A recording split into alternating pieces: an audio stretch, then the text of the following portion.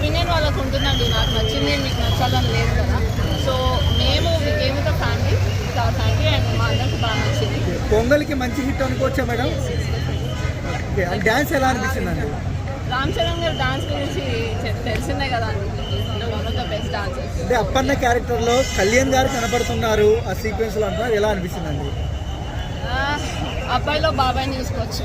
Okay, అదే శీత ship లాంటి scenes ఏమైనా ఉన్నాయా సినిమాలో? అంటే అది అంత లింక్ చేయకపోవడం better. So just watch it as a normal movie. Pawan Kalyan garu ఉన్నారా, చిరంజీవి గారు ఉన్నారా అని చూడకుండా రామ్ చరణ్ గారు, శంకర్ గారు, ఎస్జే సూర్య గారు వీళ్ళ కోసం చూడవచ్చు. సో అంటే నేషనల్ అవార్డు వస్తుంది అన్నట్టు చెప్తున్నారు రామ్ చరణ్కి. Thank you madam. Cinema excellent ఉందండి. ఎవరి మాటలో నమ్మద్దండి దయచేసి. సినిమా థియేటర్ చూడండి. ఎంతో కష్టపడి నాకు తెలుసండి.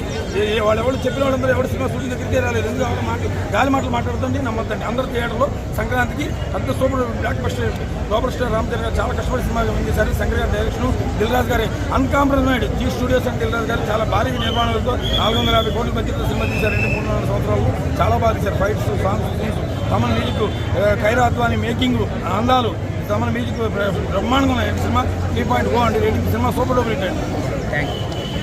Unpredictable movie. రామ్ చరణ్ చాలా మూవీస్ తీశారు. ఈ మూవీలో మాకు చాలా న్యాయం కూడా చేశారు. ఆయన చేసేదానికి